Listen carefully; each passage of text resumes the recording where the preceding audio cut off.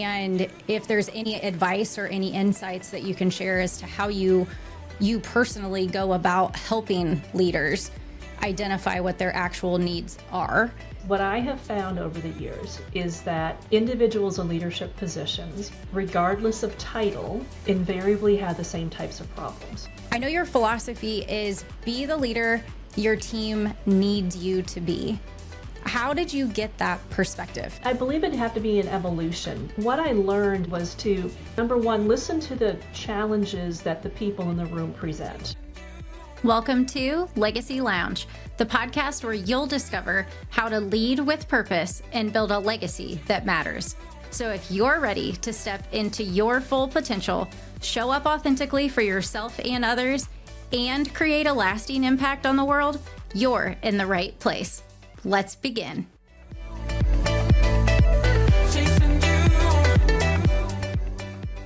Hello and welcome back to a new episode of the Legacy Lounge. I have the honor and privilege to introduce someone today as our guest on not only her experience and her insights, but on the power of legacy and how your leadership, step by step, creates a lasting impact and legacy that you can be proud of. Liz has been named a top 30 global guru in leadership, a top leadership influencer and organizational culture champion, and a top HR influencer to watch. A leadership advisor to many boards, business owners, and C-suite execs, Liz guides her clients to focus on the right things at the right time to get the right impact. She is one of fewer than 100 people in the United States to hold both certified speaking professional and certified management consultant designations.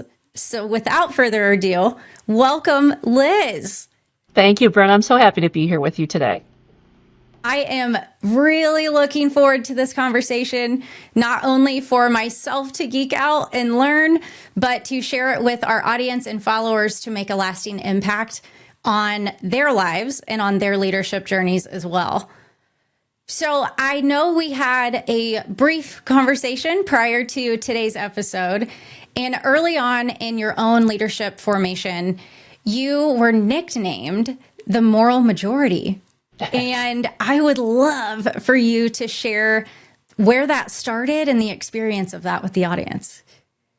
Well, actually, I earned that moniker while I was an intern. Brin'na, I grew up in Wisconsin, in a small farming town, and I got my undergrad degree in international business because I wanted to see more of the world. I wanted to do something other than I thought my career options were working in a factory, being a teacher, or being a farmer. Anyway, spoiler alert, flash forward, all these many years later, my husband and I now live on 36 acres. We have a small farm. We've raised horses. I have a lot of clients that are manufacturers, and I'm a consultant. I'm a teacher. So anyway, but growing up in the Midwest in a small farming town with a degree in international business, I couldn't get a job in international business when I graduated from college because I didn't have international experience. So I was in that catch-22. So I was able to get an internship with the U.S. Department of State in their office that was basically the military version of the commissary system. And a number of interactions with different individuals that are in political positions. And me coming from the Midwest, there were things that would happen like, I was basically the number 2 in the office, and authorization would need to come through for me to sign off on a reimbursement for a trip that someone had taken to one of our embassies or consulates. And the person was submitting expenses for his wife or for some other person that had traveled. And I'm like, who is this? What is this? And I wouldn't sign. And I was 22 and I wouldn't sign. And so I started getting the nickname, the moral majority, because it's like, but Liz, everybody else does it. And growing up in the Midwest with my parents, and my dad would say, well, if everybody's going to jump off a bridge, you're going to jump too. And so I just had this mentality that, look, my name is on the line. My reputation is on the line. And I'm not going to put my signature on there when I don't know why this person traveled with you. They weren't authorized to. So why are we paying for that? So it was kind of having the chutzpah at 22 to say, no, this this isn't right. And if my boss is going to sign it, he can sign it, but I'm not going to sign it. And that's where the nickname came from. That is an awesome story from 22 years old. And from having your small town upbringing in the country and with growing up where you did, and making those high caliber, high pressure decisions to say no is kind of like going against the status quo of what is expected. Because if you travel for expenses, there's not supposed to be any questions asked. And I think that takes a lot of courage, especially as a new enroll in the room, to say, I'm not putting my name on it. So good for you. I am curious though, how do you think your upbringing or your early life experience allowed you to approach that situation with such conviction of ethical leadership right out of the gate? That's a really good question. I grew up, my parents were devout Catholics, and so it was a good part of that. It was pretty obvious what I was being asked to do was wrong. And I think, Brin'na, the other part of it was a part of my job was also my team and I would be responsible for preparing briefing packets for inspectors general's teams that would be going over to the different embassies and consulates to do on-site inspections and visits and things like that. And so I was also used to interacting with auditors from the inspector general's office. And it's pretty obvious when things are right or wrong. And I just didn't want to be in this position where I would have one of these primarily guys that I was briefing come back at me at some point and say, Liz, did you sign this? And me having to explain why I signed something when I knew it wasn't authorized. So, I wish I could say I have this, tremendously strong moral character or would never do anything wrong, but it was also kind of a defense mechanism going, I don't want to put myself in a position where I'm going to potentially be at risk for having to try to explain something that I know is fraudulent to these guys that I'm regularly briefing. So in a way, I think I was hopefully smart enough to look ahead and go, I just don't want to get back to that corner. And if they want to get angry with me and they want to fire me, well, then that's probably the risk they're going to have to take. But I don't want to sound bold, but I was confident enough in the work that I did as a number two that I knew I was valuable in the office.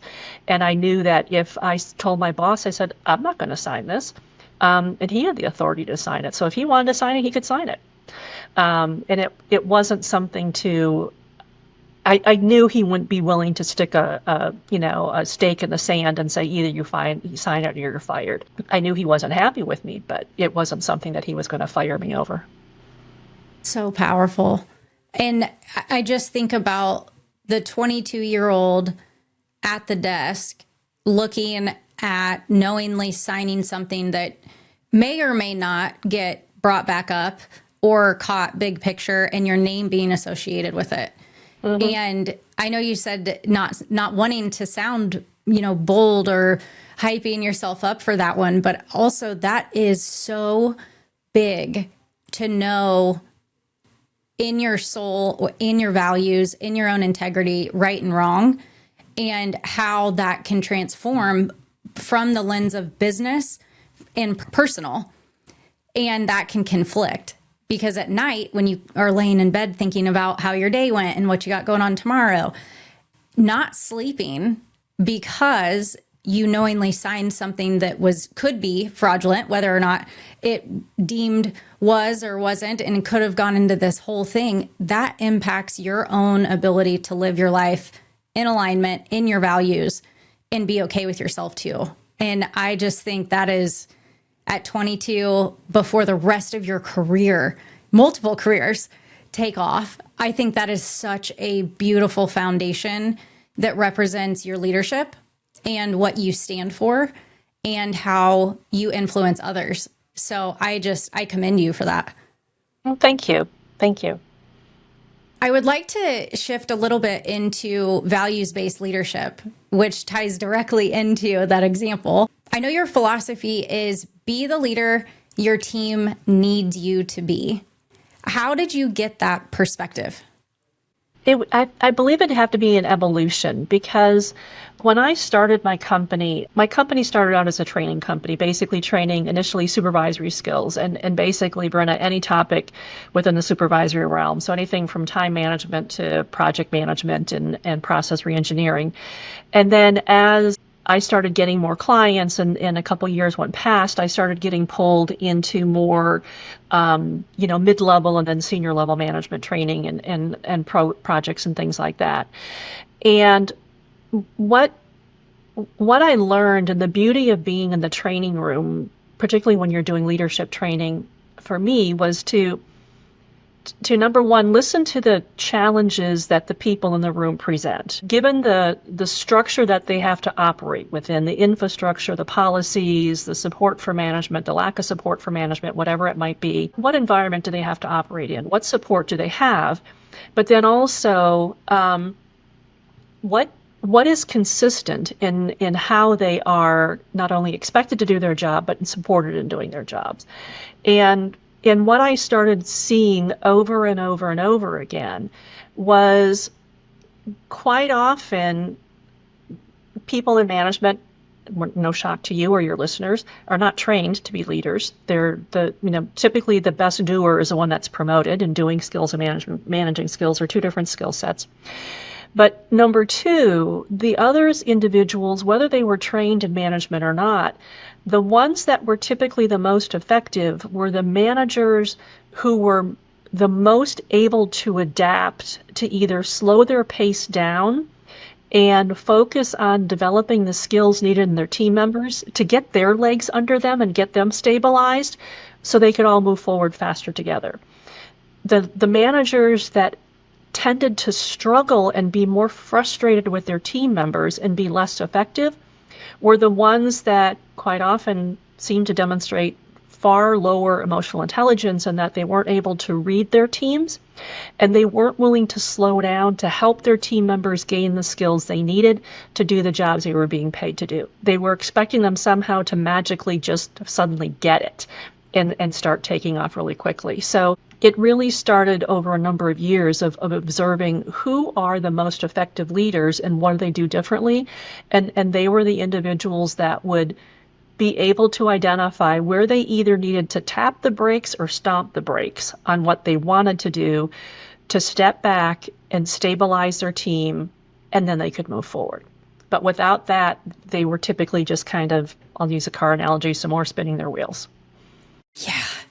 Man, have I personally experienced that in my own leadership journey, but also seen it at mass scale in Fortune 30 companies. It's no secret that I worked at Target for a really long time. And as a senior director, multi-unit responsibility, when I think about being the leader that my team needs me to be, that puts leadership at the foundation of what the role is for. It's no surprise that the business is created to drive bottom line sales, hopefully improve your operations over time, but it's also to retain your team and to develop your people. And I do believe at each level, from my own personal experience, when you promote someone into a role, typically you are trained, if you will, on how to execute, to deliver, improve sales, and drive operations. And they'll teach you how to execute like nobody's business.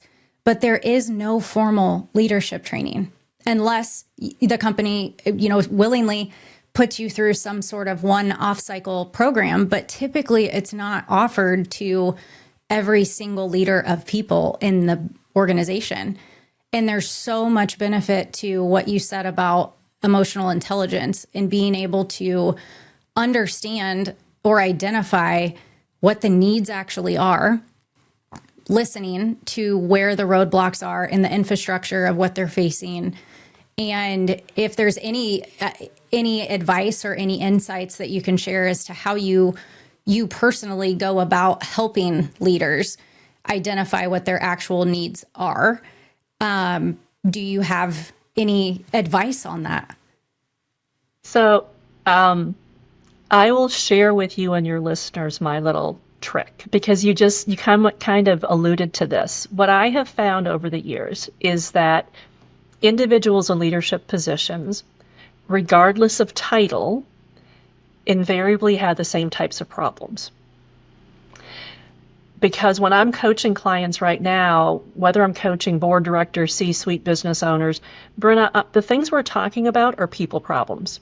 99% of the time, we're talking about people problems. My CFO is a pain in the neck. How do I get my general counsel to work with my CHRO? How do I get my CHRO to stop whining? It's no different than years ago when I used to do training with frontline manufacturers and supervisors. Liz, how do I get HR to? It's the same issue. The difference is, and here's the trick, Brin'na, is when I'm working with C-suite executives and boards, it's not called training, it's called group coaching. Because executives don't believe they need training, but they have no problem getting group coaching because for some reason, group coaching isn't about them. It's about how they better interact with their team members and they're more open to it.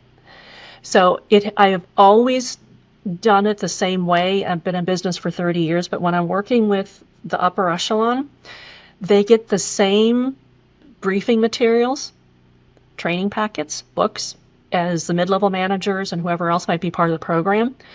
But it's not for them to follow along as a participant. It's just for them to be aware of what everybody else is getting. And we do it in a shortened time frame. So if, for instance, a training program with the managers is going to be 2 hours, we'll do a 1-hour group coaching session with the executive team so they're aware of what the management team is going to hear. And so I just do accelerated training. Here are the key points. Here's the key terminology. Here are the key reminders. Here's what I really would appreciate if you could echo this after they go through the training or after I work with them. And then after we go through it, I'm going to circle back with you and I will debrief you of what I find. And then I'll probably have some suggestions of what I'd like you to do next. Unbelievably simple explanation. Thank you for that insight. I mean, but it's very mind true. Blown in the simplistic application of that. Yeah, well, it's very helpful for them. Number one, let's be honest, quite often, when you're a senior executive, there's no way you don't have time to sit in a 2-hour meeting. You barely have time to sit in a one-hour meeting. But if I can do a really tight 1-hour group coaching, basically we don't go through all the slides and you don't go through all of this. It's very conversational. It's very much of a briefing. Here are some key things I'd like you to remember. Here's why I'm going to touch on this because of the issues we've already covered, those types of things. But what we're doing is we're teaching them and we're reminding them of things that they need to consider themselves. And most often, the majority of them will not say anything, and heaven, they don't take notes. They don't do that. Every now and then, a couple will ask questions, and you can realize they're actually being vulnerable in front of their peers and going, I needed to hear that. And then what happens after, between you and me and your listeners, individually, they'll start reaching out one-on-one and say, can we talk? Because it hit home. Yeah. And it's one of these things, most executives, and with your experience too, you've heard all this stuff before and you probably experienced it. And whether it was in grad school or previous positions, you had training on this. So it's not like you don't know it, or goodness knows you've read books about it, or you've been to conferences, you've heard all the concepts. But when it comes time for application, when you're so busy in the heat of the moment, quite often we don't see where, I need to back up and this is a good reminder. Mm-hmm. And I am never insulted. In fact, just Saturday, I had a situation where I had a couple individuals who were senior leaders who were at an event with me. And post-event, we were doing a VIP Q&A. And on yesterday, 2 of them emailed me and said, thank you for the reminders. Thank you for the reminders. Because I didn't share anything that they hadn't heard before, but it was a good reminder. And the 2 that sent me a note, I saw them taking notes while we were doing the Q&A. So anyway, that's my trick. I love that. And obviously I want to respect confidentiality too. So maybe not the particular individuals, but of the sessions and I wrote down of your group coachings that you have done with rooms of leaders at different levels of same company. Is there a certain stage in your own leadership model that when you talk about it, you know, by the reaction of people's faces or by the shifting in their body language, oh, I just hit an aha moment, or they just heard me? And it might not be the whole room together, but is there a piece of your leadership model that you know or have noticed, this is where typically people's eyes get kind of big, or you can tell that they internally are being vulnerable enough to look at that side of themselves? I believe you're referring to my 5 stages of focused leadership model. Is that what you're referring to? Yes. So let's back up. Walk me through your leadership model.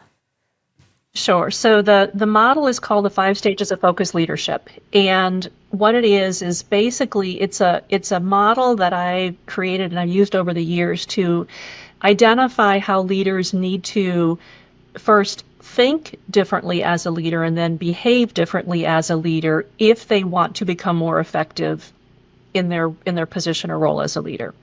And so stage 1 is where individuals, you and I, your listeners, started our careers being the hands-on doers.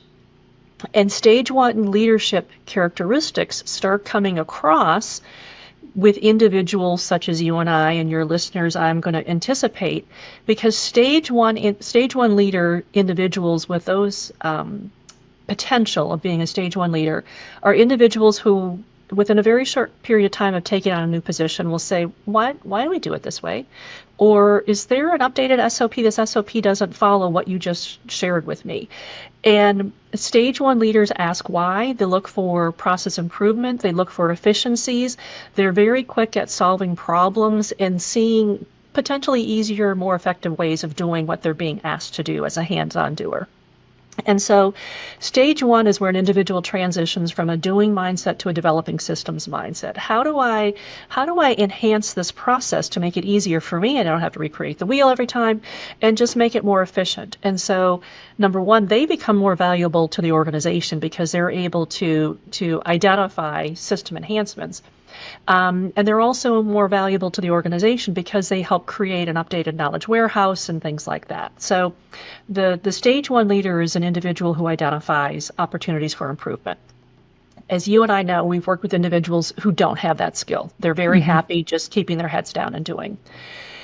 Stage 2 then is where an individual transitions from a developing systems mindset to a managing mindset. And this is where most organizations, and I say most intentionally, because most organizations to this day still promote the best doer into some type of a supervisory role. And supervisory skills and doing skills are 2 different skill sets.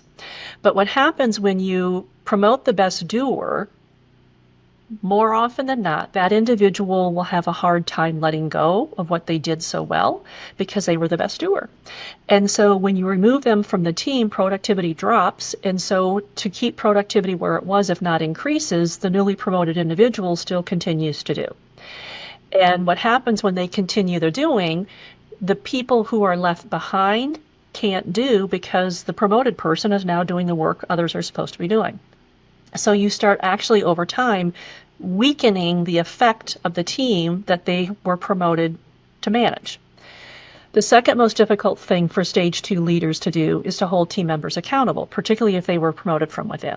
Because now all of a sudden you realize, Brin'na on my team used to be my coworker. Well, she's not really as productive as I thought she was. And now suddenly you may have to have a conversation with your former buddy. So it's a very difficult place to be in. And I will tell you and your listeners, most of the managers that I come across are stuck in stage 2. Again, regardless of position and hierarchy in the organization. Title doesn't matter. Stage 3 is where they transition from a managing mindset to a leading mindset. And everybody's heard, the analogy of managers do things right, leaders do the right things, which is a great saying. I tend to describe it differently. Whereas managers focus on what do we need to get done today, this week, this month, this quarter, this year, given the resources we have, what are we supposed to produce? Whereas leaders think, in addition to getting those things done, that's expected.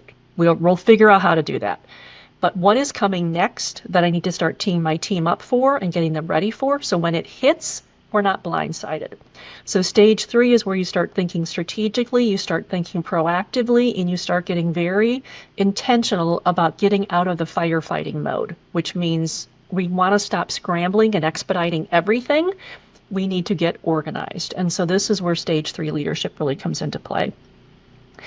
And then you get to stage 4, which is where you transition from a leading mindset to a mentoring mindset. And what this stage happens here is basically, if you are clear in stage 3, basically the company has a clear strategic plan, you understand where you're going, there's a clear vision, you can get that line of sight, you get an understanding of given the direction the company is going and therefore my team, what's going to be needed of us going forward. Stage 4 becomes pretty easy because now I can look at, given the people and the skills that we have, what's missing? Who do I need to recruit? What talent do I need to develop? What skills do I need to develop within the team I have? How do we close that gap? That's stage 4. And then we get to stage 5. And stage 5 is where we transition from a mentoring mindset to a moving on mindset. And basically, this can occur in a number of different ways. So you might move on where you might retire. You might leave and take a position someplace else. It could also mean that you take a lateral within the organization. You move to a different division, different region, different whatever it might be. Or it could be something, Brin'na, as basic as I simply hand off a project to you and you now take it over.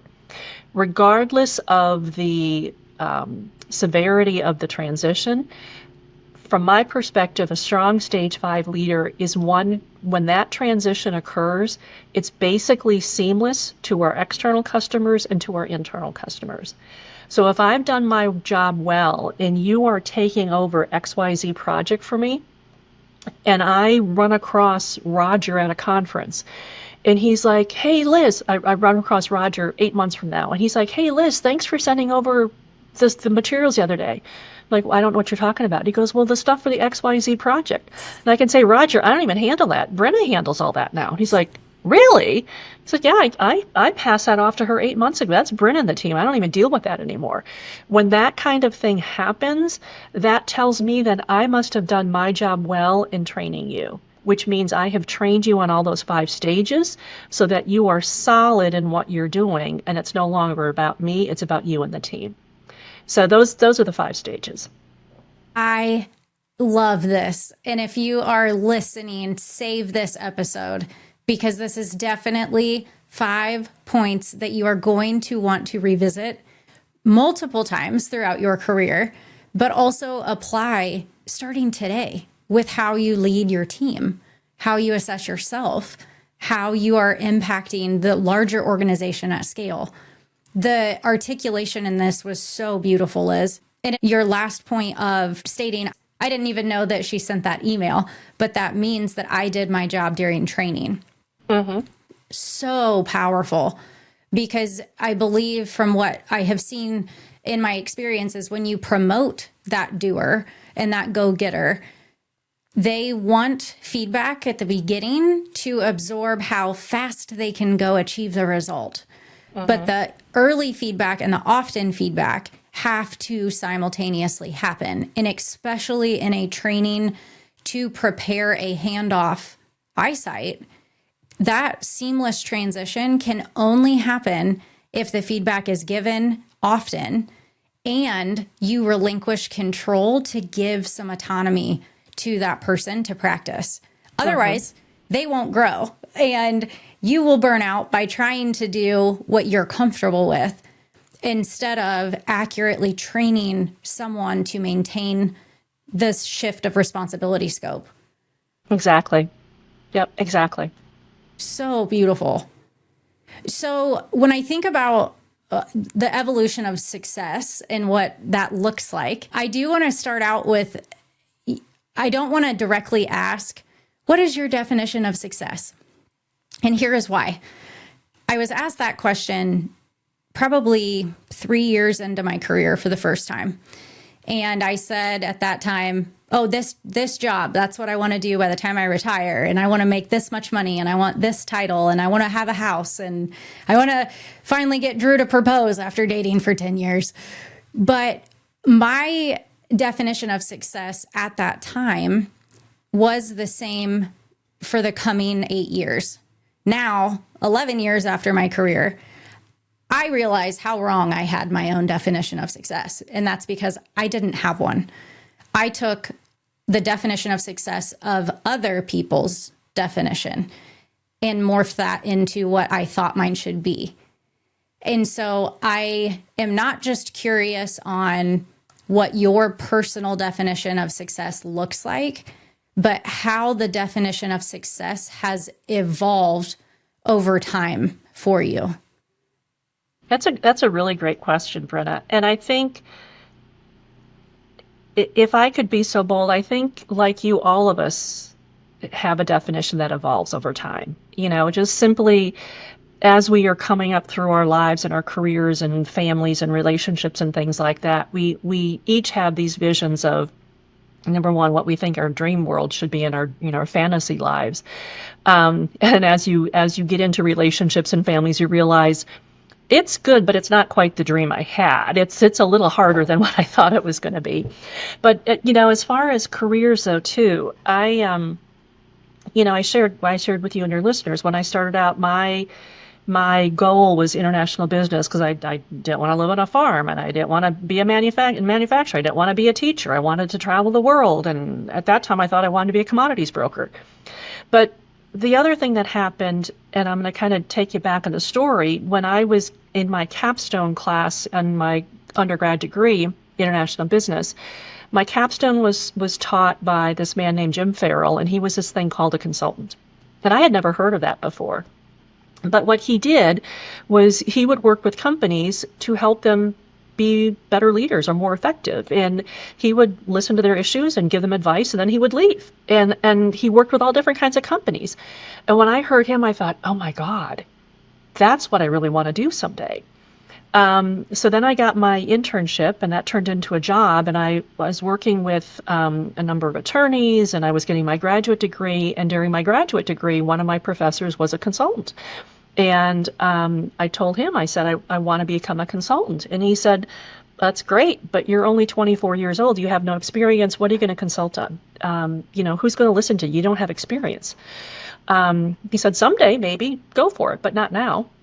And I was crushed because, oh my God, at 24, I'm so brilliant. Who wouldn't want to listen to me? But he was right. And that's when I started my training company. And then through the training company and all the experiences in the training room, you learn a lot from the managers in the training room. And then when you're debriefing with people above in the executive suite or boards, you learn even more. And little by little, they started pulling me into consulting engagements, and they started pulling me into becoming a consultant, where I started having a breadth of knowledge to do it. But I share all that because, to answer your question about success, when I first heard about the possibility of being a consultant and the potential of working with a number of different companies, and I had married that with my desire for international, you start setting out and seeking out opportunities to be able to leverage what you want, but also put yourself in a position to go for what you want. And I say that because when I was the intern and then it turned into my job, that afforded me the ability to travel to over 20 different countries and basically start to consult with different entities around the world. Then started my own training company. Again, you start learning more about management. You start learning more about business. You start learning more about people. You start learning more about how businesses run different industries. And then you get pulled up into more hierarchy when you're doing a good job in the training and providing good advice and good information. And then getting asked to start doing consulting engagements. I wasn't marketing it. Clients started asking me to do it. And so that's a long way to answer your question of, for me, professionally now, I'm very fortunate. I'm at a position where success for me now is gauged by how happy my clients are.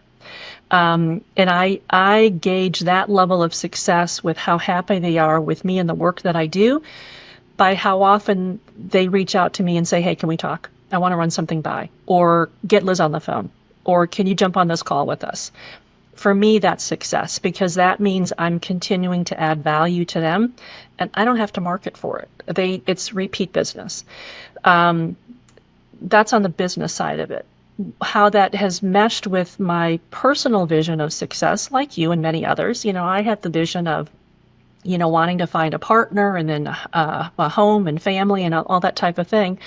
And flash forward now, we've got 36 acres. We're on a small farm. We've had horses. A lot of my clients are manufacturers, and what am I? A consultant, I'm a trainer, I'm a teacher. Of everything I thought I didn't want is exactly what I want. But what I do now, and what my work has afforded me to do, is when I speak at different events or when I travel to different clients, my husband's able to come with me. And I'm very, very fortunate. The man is a private pilot and he loves travel logistics. So he handles all of my travel for me. Everything, I just show up and he points me in the right direction and I do my thing. So success for me at where I am in my life now is we have got the flexibility to travel for work. I've got happy clients. My husband can come with me. So success for me now is that flexibility that allows us to spend time with family, to visit our grandson when we can and see him, and then we travel. And it's keeping kind of the eye on the ball and having everything blend together as it can. I love that. And a plug to my husband, Drew. When you listen to this episode, I think you should probably look at your pilot's license, because that would be awesome. That is like a total dream come true. And that's what it's all about, right? Is we chase what we think we want, and then we get it and it's empty. Maybe not fully empty, but it doesn't feel the way we thought it would feel. And until you go through multiple versions of evolution for yourself as a leader and try different things that work or don't work, or put yourself in rooms that you think are going to be one way and they come out a completely different, do you really start to be able to say, this is what I want and why? Mm-hmm. And I think speaking that out and stating what you want is even difficult for people to define what success looks like for them. And by default, we see what other people have that we like, and we say, well, then that will be my success. So I love that you shared this, and thank you for the personal context as well. Well, and Brin'na, I think it was something that I struggled with for a while, and it's something I saw both of my daughters struggle with for a while also, is there's a period of time that you're waiting for somebody else to bring that happiness into your life. You're kind of expecting the other person to make you happy or suddenly make that life wonderful. And yeah, having a partner or someone special in your life can certainly add to that, but it's not their responsibility to make you happy. And I just share that because as I'm saying it, I'm reminding myself of a client I had years ago. It was a orchard, and the owner and his sister owned this orchard, and his sister was just an unhappy person. She was just an unhappy person. And she worked part-time in the business. And I remember one day the owner and I were having a conversation. He said, Liz, I just don't know what to do to make her happy. And I said, it's not your responsibility to make her happy. It's your responsibility that she is a partial owner in this business. But if she's not happy, that's not your fault. That's for her to decide if she wants to continue in this business. And if she does, then great. Then she's got some responsibilities that you need her to fulfill. But if she doesn't, then offer to buy her out and let her do something different. And it was an epiphany for him. And actually, as I was saying it to him, I at the time I was thinking about some things. It's like, yeah, no, it's not this other person's responsibility to make me happy. They can join me in the partnership, but it's not their responsibility. Yes, that makes me think of a GIF or a meme, or it was a photo I saw somewhere on social media, and there's two rocks side by side, and there's a valley in the middle of it. Uh-huh. And there's one person who is at the bottom of the valley, and it's shaded in dark behind them as if they're stuck down in this rut, right? Uh-huh. And the second person is standing at the top of the cliff, and it was articulated in the lens of a leader and being a manager or being a leader, or how to be empathetic versus how to be an enabler, pretty much. Mm-hmm. And there's an image of one person looking down into the person at the bottom of this these mountains, and it says, wow, it looks really dark and scary down there. And then you go to the next page, and there's now two people at the bottom down in this hole, and it's dark, and they're looking at each other, and it says, it is really dark down here. And then the person responds and said, yeah, I told you, but they're still stuck. And then to wrap the story full circle, the third image shows the person at the top of the mountain drop a rope down to pull the person in the hole up and out. And I think that visual image, and I'll have to include it in our episode, because I think it ties beautifully into what you said of seeking happiness is nobody else's responsibility but our own. And so if we put that stock into, when I achieve this, I'll be happy, but it's contingent on someone else giving it to us, that is a dangerous game to play. If you want something, go get it. Absolutely. And if I could just add one thing, Brin'na, and I share this all the time, and every time I say it, my husband rolls his eyes because that's a different piece of advice I'm giving out. But more than 30 years ago now, a friend of mine and her husband were getting married, and I was in the wedding party. And during the wedding ceremony, the minister, during his eulogy for them, basically said, in a strong marriage, in a strong relationship, you want to bring your whole strong self to the relationship, because one strong person times one strong person is one strong relationship. 1 times 1 is 1. If you are half of a person and you are looking to another half of a person to make you feel whole, 1/2 times 1/2 is 1/4. So you actually will diminish yourself and the other person if you are expecting somebody else to make you whole. Mathematically, it doesn't work. And so I'll just share that as a final little thought on this whole little segment that we talked about. Oh, that's so good. It does make me think of one thing you mentioned previously about at 24 wanting your career, right? And you have this crystal clear vision, and you're told, like, well, not right now, later. You got to put your time in, right? And for my personal experience, I was fortunate enough to land a Target internship my junior year of college. So senior year, I graduate from Purdue in May, and I started my career with Target in August.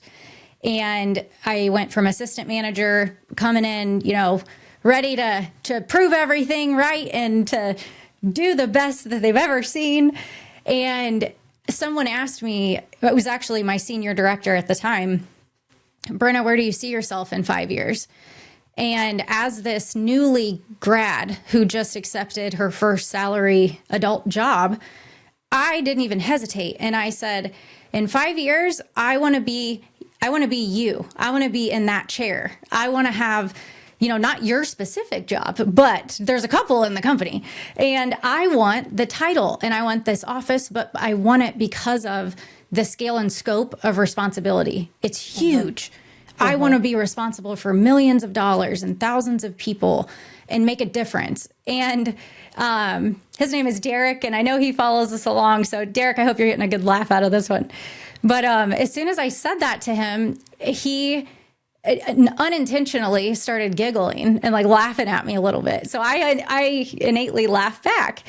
And he was like, all right, hotshot, like, let's just get you through orientation first. And fast forward 4 years into my career with Target, I had promoted 3 different times, and I now was going through senior director interviews. And I sent him a message and I said, you're not going to believe it, but I beat my own goal. I am here and it's in 4 years. And I got placed in California. So I'm moving across the country, 500 million territory, 10 stores. I did it. And he was like, I never had a doubt that you would do it. And I love that you are challenging the status quo of just putting your time in for the sake of putting it in. And I say this because I follow a lot of what you put out into the world whether it's posts or articles or things that other episodes that you have done for podcasting.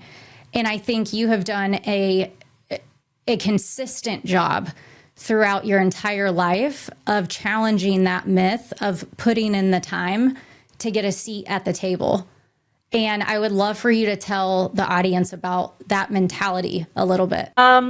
If I want to just back up a little bit, because one of the things I would like to emphasize is, I too, when I was 24 and was briefing inspectors general, and I was, also participating in some audits and things like that.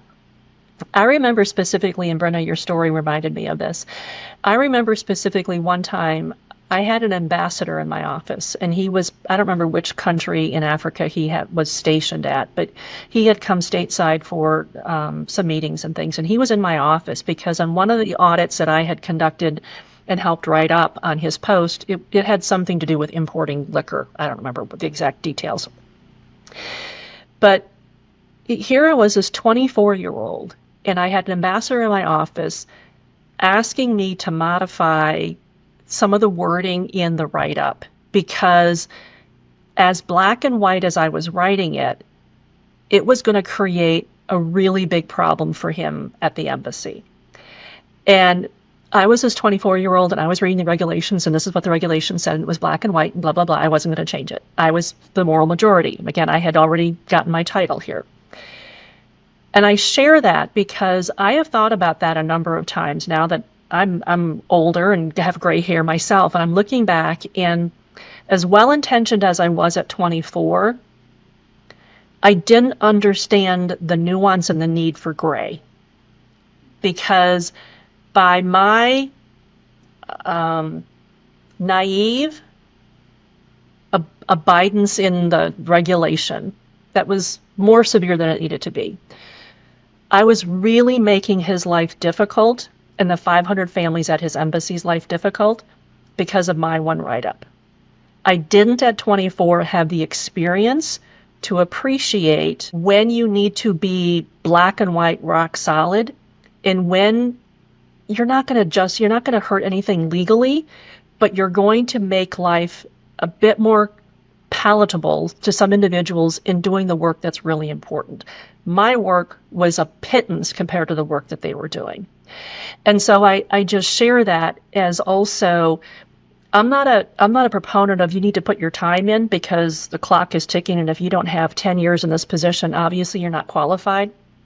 Obviously, you, having 4 years in the position, were already capable of being interviewed at a more senior level.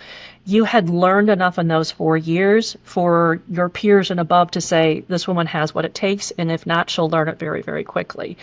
I, at 24, thought I knew everything, and therefore I was, right in my stance with this ambassador of saying, I'm not going to change my mind.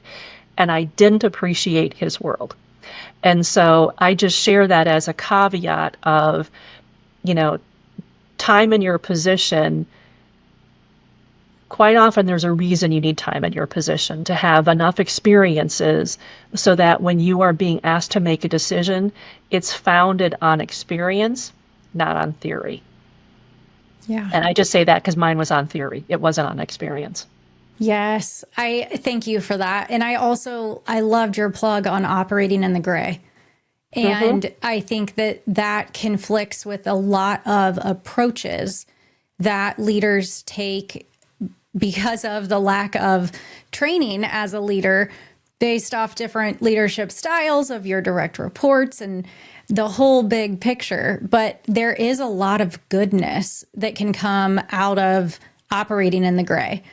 And for myself, straight out of college with this big goal in mind, and I busted my butt for it, man. And I did all the things that you're supposed to do and some. And I think what got tripped up now, 11 years after my career and choosing to step away from that specific dream job retirement plan, if you will, for myself, I also recognized how much of my own self-worth and my own self-identity and my own self-value I put into what a position gave me.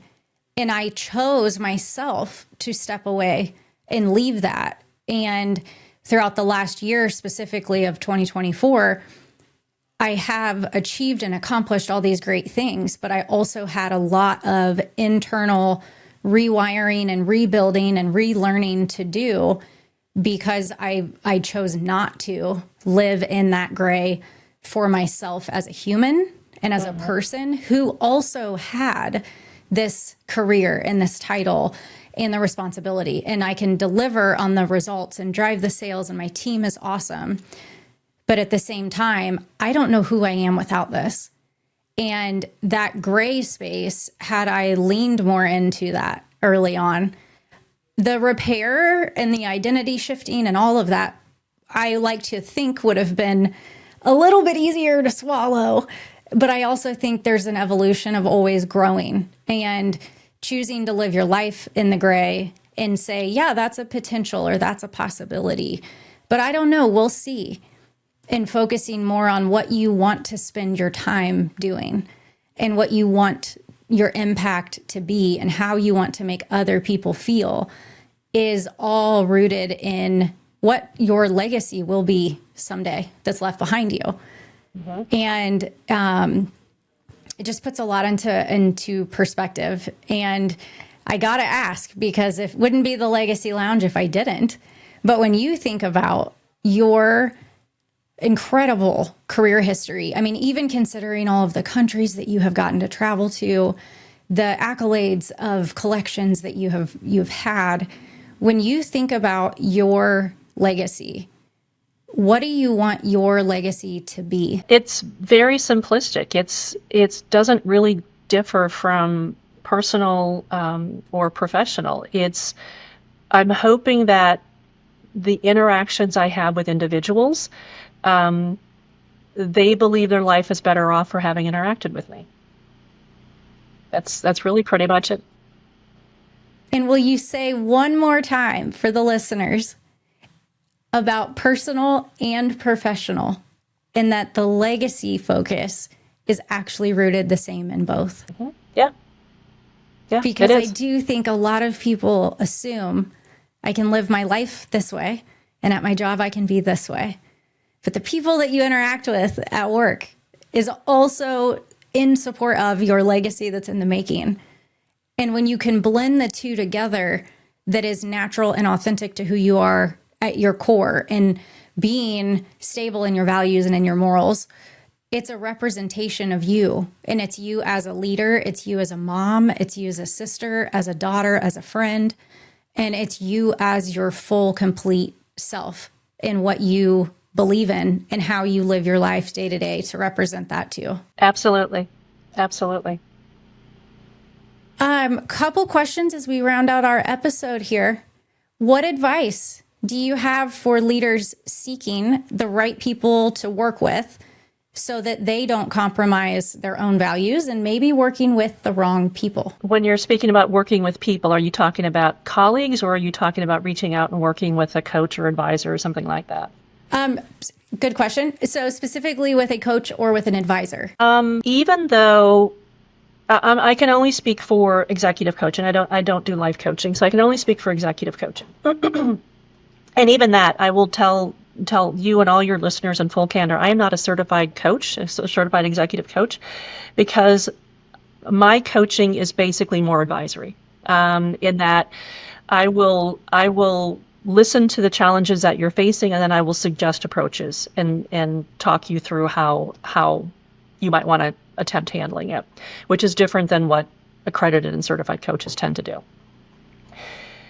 But I say that because, to your question, Brin'na,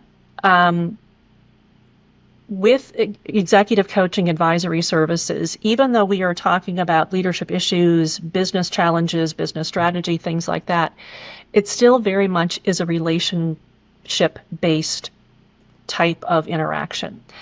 And because of that, it is really important to be intentional as to who you decide you want to start working with, and don't lock yourself into a year-long commitment initially, because the personalities have to mesh.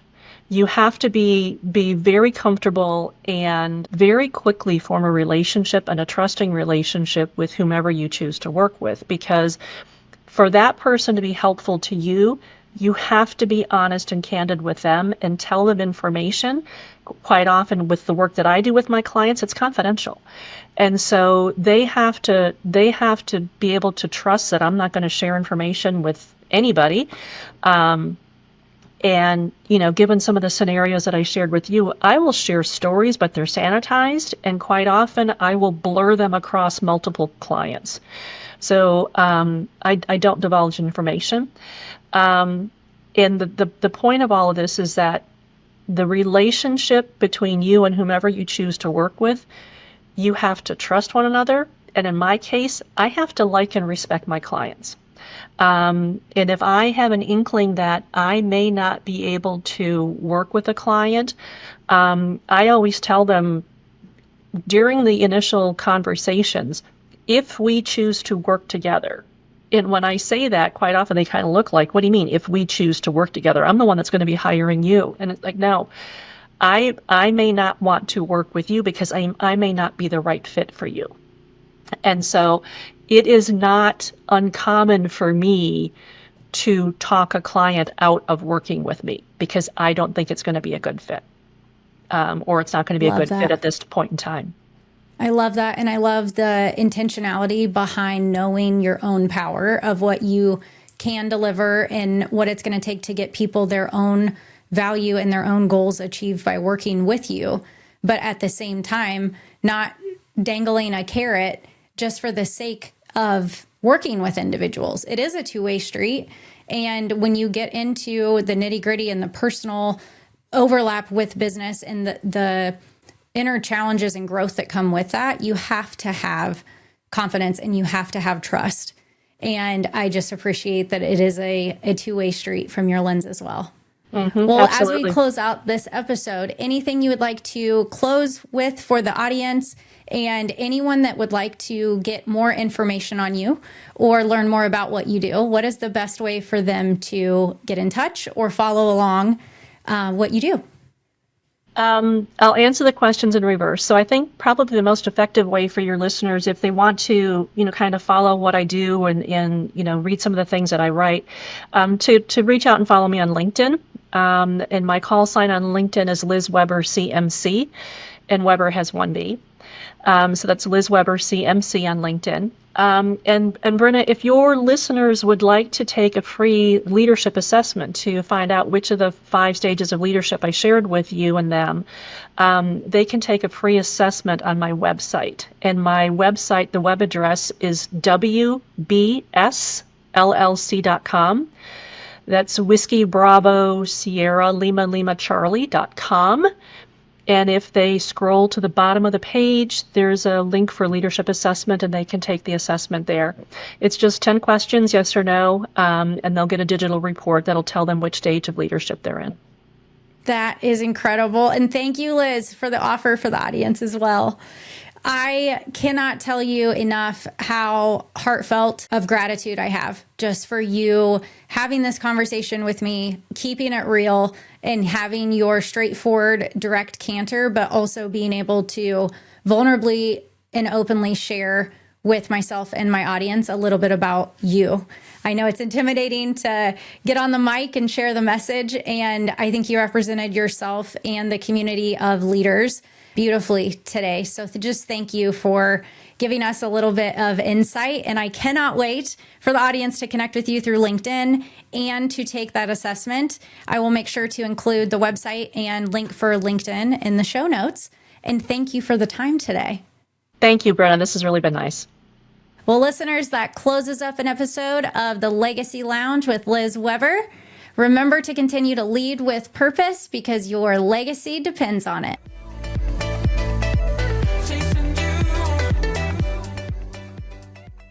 That's it for this episode of Legacy Lounge, a podcast dedicated to empowering you to lead with purpose. Remember, leadership begins with you. When you're connected to your values, strengths, and authentic self, you show up powerfully for your team, businesses, and everyone you lead. To authentically lead others, you must first lead yourself. I challenge you to consider, how are you investing in your personal growth to create a legacy that you envision? Thank you for joining me in the Legacy Lounge. If this episode sparked any thoughts or inspired action, I'd love to hear from you. I'm your host, Brin'na Rollins-Williams. Connect with me on LinkedIn or other socials, and let's continue the conversation. Remember, your legacy is built one intentional step at a time.